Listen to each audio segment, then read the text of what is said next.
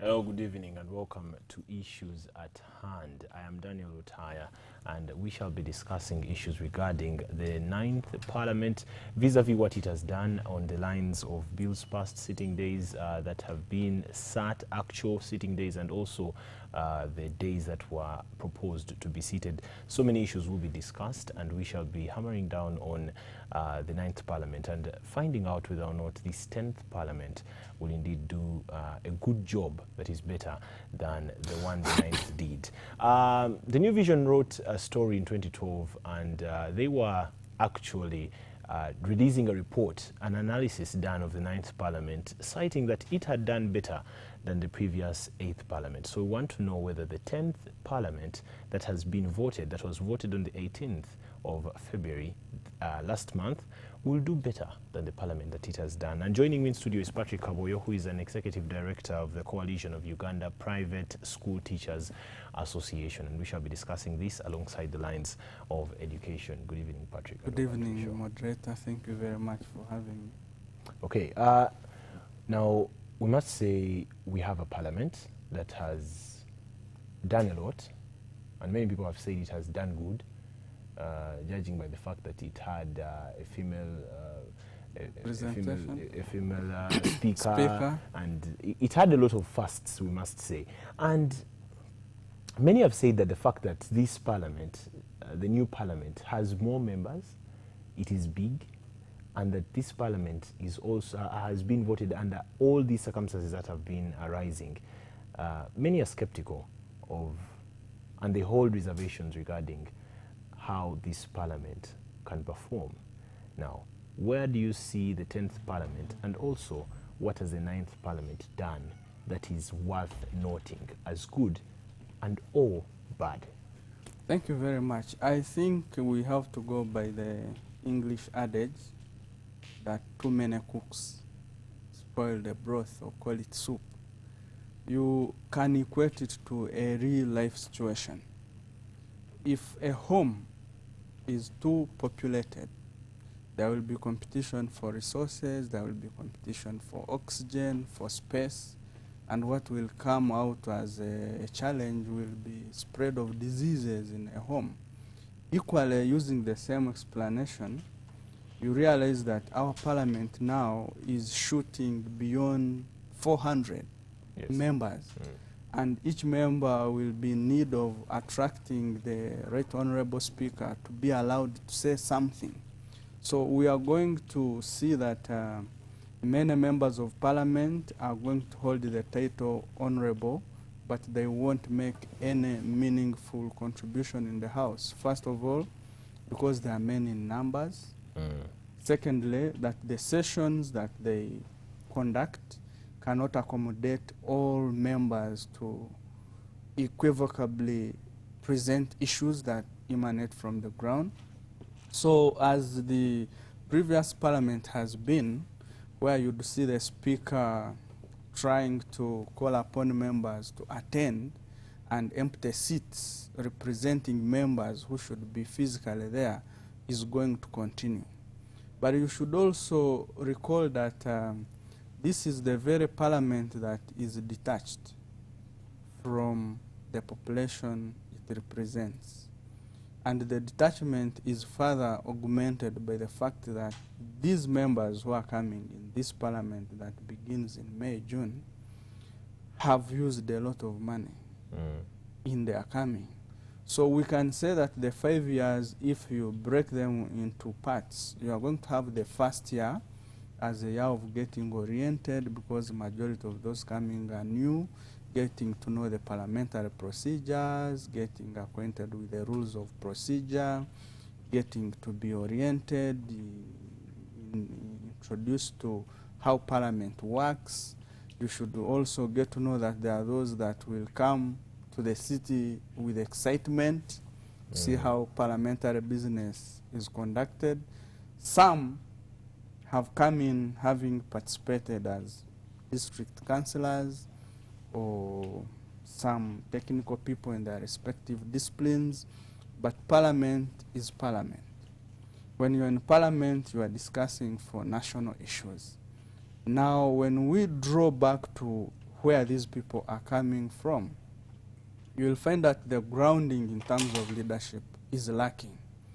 Is lacking because all leaders in this country have fallen short of the prerequisite that a good leader should have. For example, to be accountable, to be honest, to be there selfless for the people he or she represents. But what we are fed on as a population are lies, insincere and wrong attitude towards voters, and that's the very reason that a good number of members of parliament have not come back on both sides. Exactly to my opposition.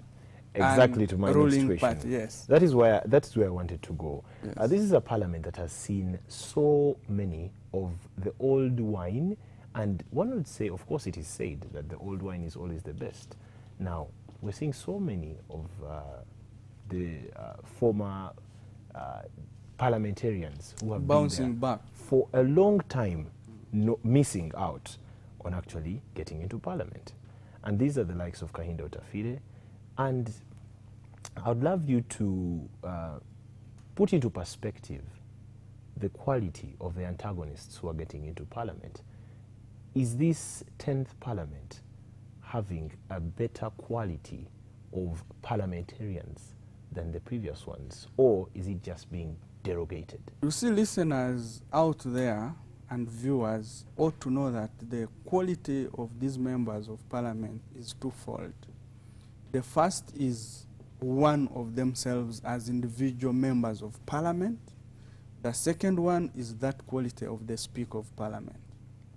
When the 9th Parliament started, everybody had that hope that the 9th Parliament was going to be a people's savior, was going to really deliver people's aspirations. Didn't it do exactly that? I can say they have not delivered as people expected, because different institutions have assessed the delivery of parliament.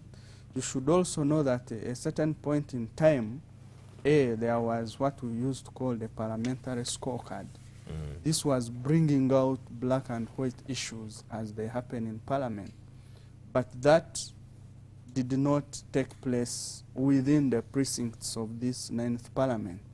And when you also link to the gagging of journalists, for example, I have been reading in the press that he who has no degree should not be allowed to cover parliament. Yes.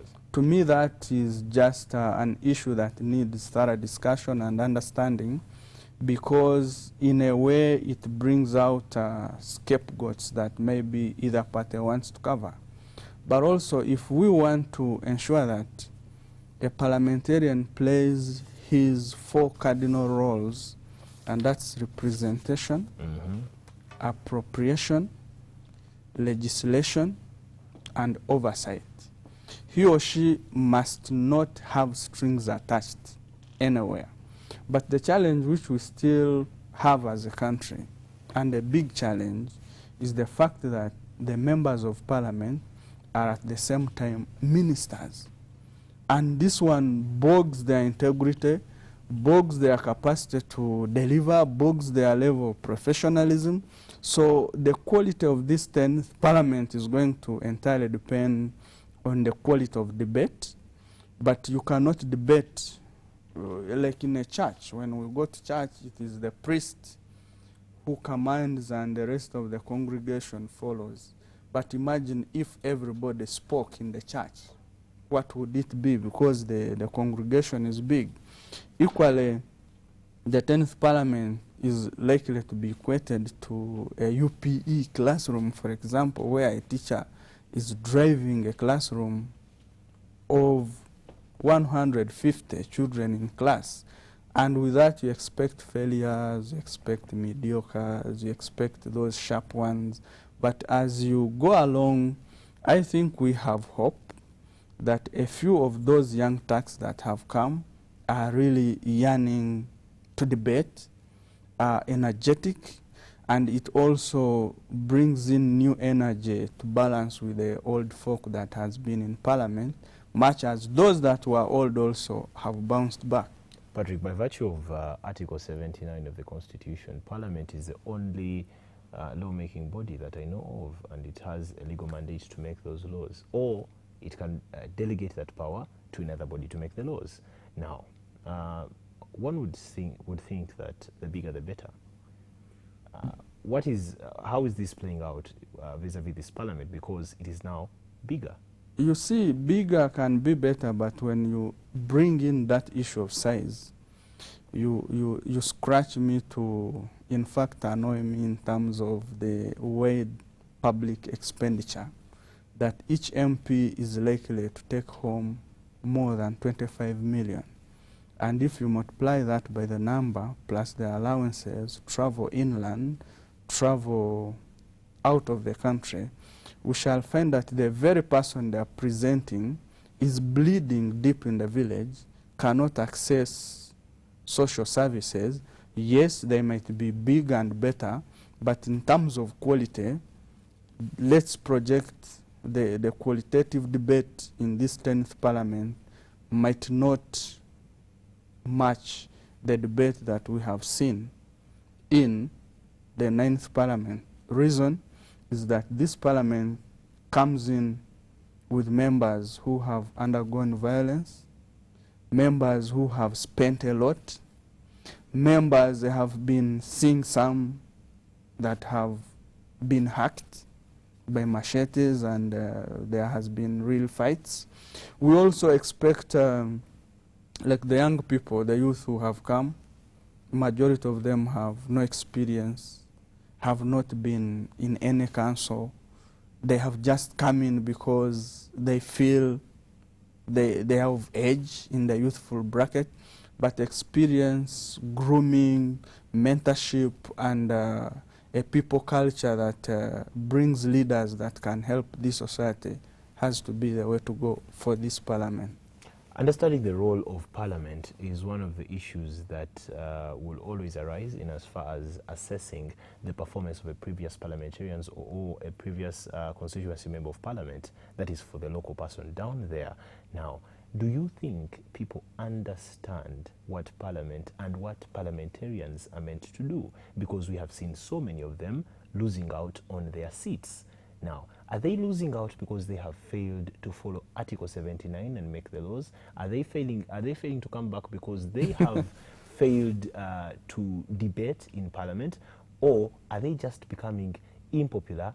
Or at last, are they not conforming to the ideology that a parliamentarian is supposed to come to my wedding, attend my wedding meetings, and also attend burial of all my cousins and sisters and neighbors? You see, the role of a parliamentarian is distinct. A member of Parliament is not supposed to attend people's burials, people's weddings, is not supposed to attend children's birthday or go to a school sports day and maybe offer support. Yes, that can be cutters from the MP. But since the public is deficient of the civic consciousness and civic education, they don't know the roles of their members of Parliament or their representatives. But also some good members of Parliament have tried to really go out to the people and sensitize them using the civil society platforms that are available, but also using churches. There are also members of Parliament who feel comfortable by having a naive society that does not know what their roles are. I will take you again to the Constitution, which has it clear that the Constitution of this Republic shall be translated for these people to understand it. But these are the members of Parliament. Some of them have served 4 or 5 terms, and none of them has brought it to the floor of Parliament that it's high time that our population got to have this Constitution translated. They don't want that because they will be held accountable.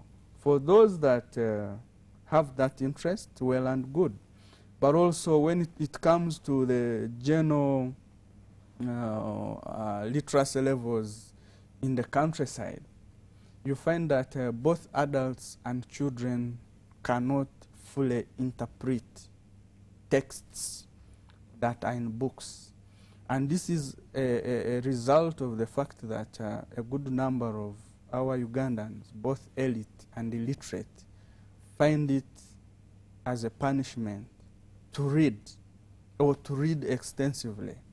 And because society is not bent to reading, there are no community libraries. For example, if districts or district councils had passed bylaws that there should be community libraries to help these groups improve in their civic education and civic competences, everybody in the community would be working to ensure that they make a contribution to either primary health care, to civic education, to health living.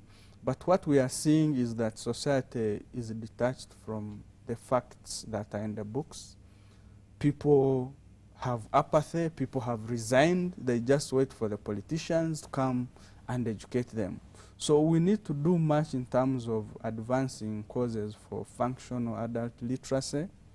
The old women and men ought to know what we have in our statutory books. All these laws that members of parliament have made have not been sent back to the population to understand and interpret and see how the country is moving. They are just driven by emotions, save for those who have relatives in the household who have gone to school, they can share. Maybe the frequency of FM radio stations and television, that homes now can be able to convene and sit and watch news and try to interpret. But we still see lack of qualitative analysis. We still see faces of a few individuals taking people at ransom, like not having them to interpret what is behind the curtain. So we want to unveil the curtain so that people can see what is behind there. Patrick, the role of the opposition in parliament is a very intricate one. Why? Because the opposition is meant to create a kind of balance, a check and balance kind of scenario, so that the ruling government or the ruling party does not use the fact that it's ruling and the fact that it has a majority in parliament to pass laws that are one-sided. Now, we had the 9th parliament with about 47 or so legislators on the opposition side, and the opposition in this parliament has decreased to 36. Yeah, that is if I have my statistics right, but they have decreased. Now, who is going to check the ruling NRM government in parliament? You see, when we discuss issues of the ruling party and the members of opposition, it brings us again to the fact that despite our being in a multi-party dispensation, both the ruling party and the population out there have not understood that we're in a multi-party dispensation, how we should conduct ourselves, how we should conduct our politics, how we should behave. And I'm saying this because when you listen to some senior people in government, they take members of opposition as enemies. Yes. They would even not shake hands if they were to meet in corridors. And to me, that is not the spirit. The spirit in politics is all about competition. And you compete with the right and best ideas. And when we come to who is going to ensure that there are checks and balances, I want to state it categorically clear that much as the NRM party has the majority, there are individual members of parliament in NRM that are independent thinkers, that cannot go by the omnibus kind of thinking, that cannot be swayed away by what majority take. I will give you the example of those they have called in the past, yes, rebel MPs.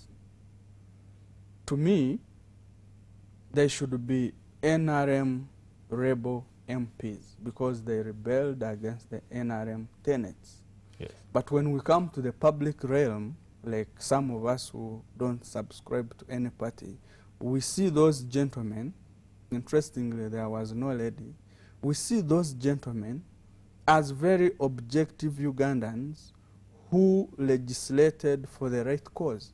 But because they did not toe the other line, they rebelled against their gurus in their party, and they were labeled rebels. But surprisingly, those are the very individuals, apart from one, Honorable Chamadidi, Yes. the rest have come back. In fact, Honorable Chamadidi can be faulted for having accepted to bend or to go and apologize, and what has come out befalling him, it is him who can tell. But I'm not promoting the spirit of belligerence or promoting the spirit of rebellion. I'm just promoting the spirit of confidence building, the spirit of critical thinking, the spirit of independence, and saying it as it is, whether one is 100 years and you are 60 years or 50, if a color is black, it cannot be white.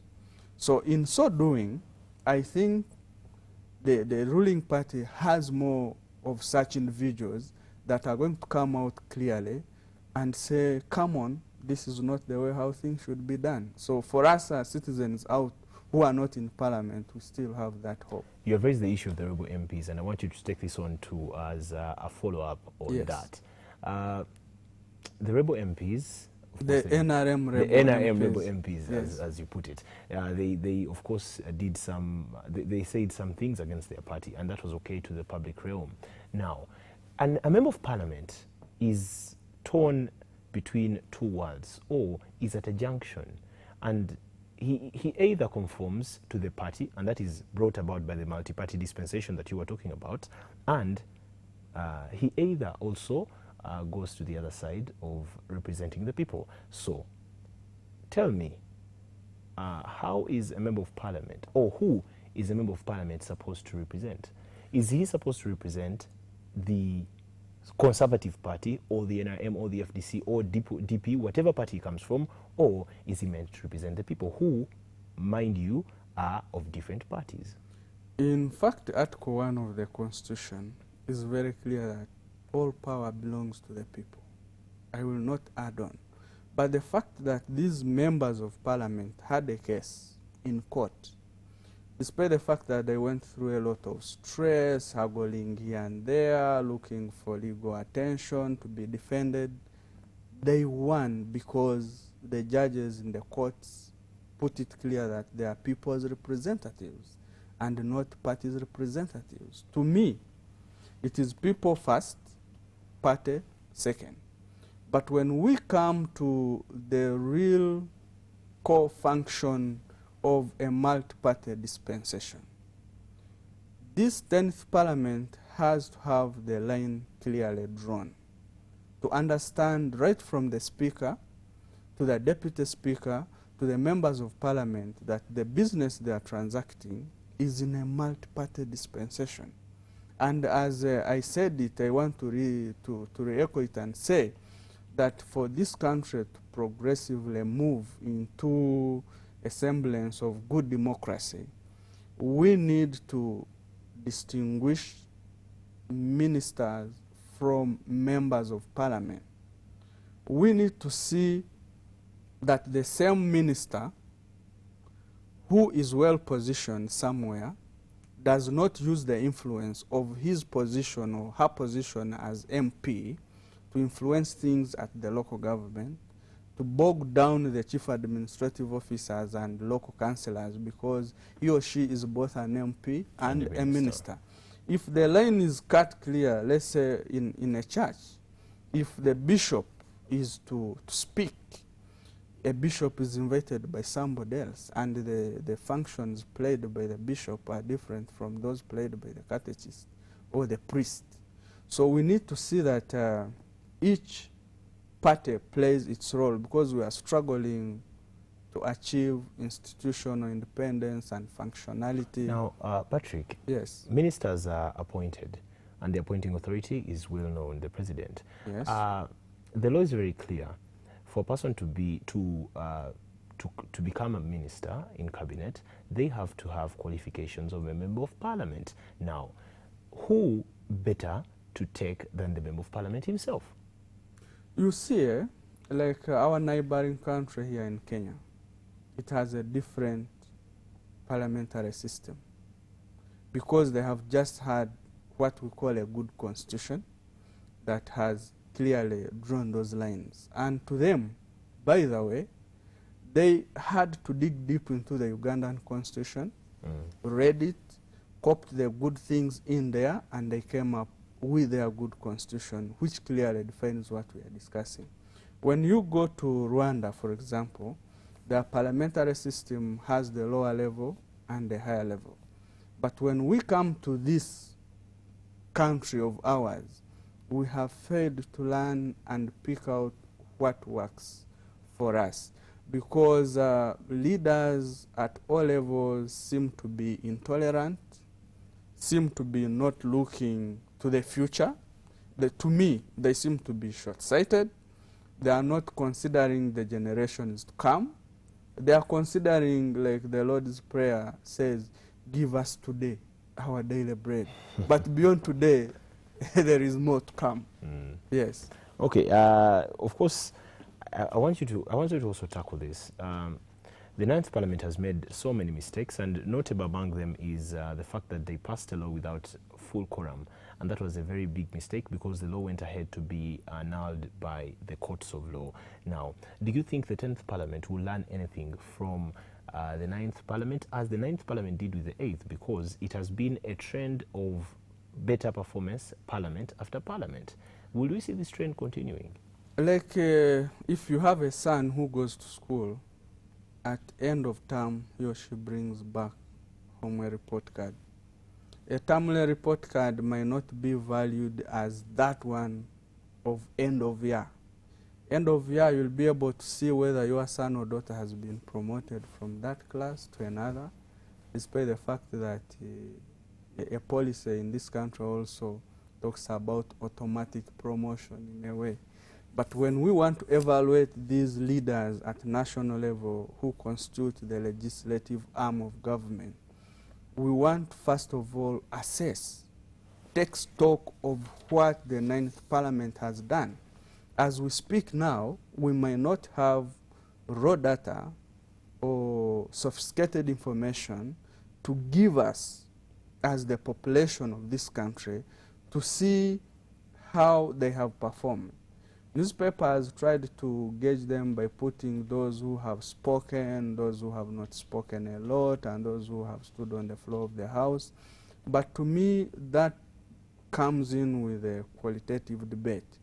What we need to see is a good Speaker of Parliament and a good Deputy Speaker that will ensure that the flow of Parliament is balanced, that people are discussing objectives.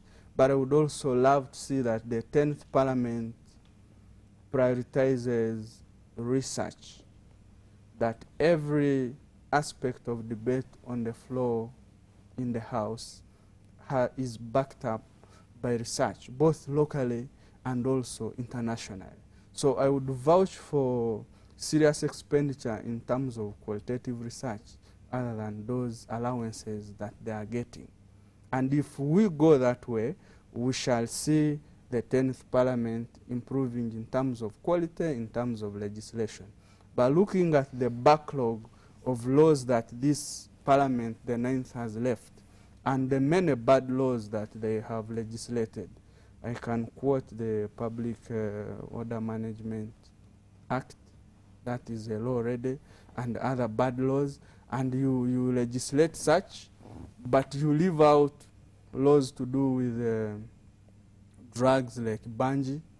You legislate and forget that continuous consumption of Waraji in Kavera is going to put the youth in danger, is endangering our students in school. You cannot have everybody access liquor in Kavera. We expect, for example, to have legislation on transport. We all use border, But there is no policy on border management. Well, Patrick, we shall be talking about the bad laws when we Yes. get back after the break. This is issues at hand, and the elephant in the room is the assessment of the 9th Parliament and prospects for the 10th Parliament that was voted in on the 18th. Let's take a short break. We'll be right back.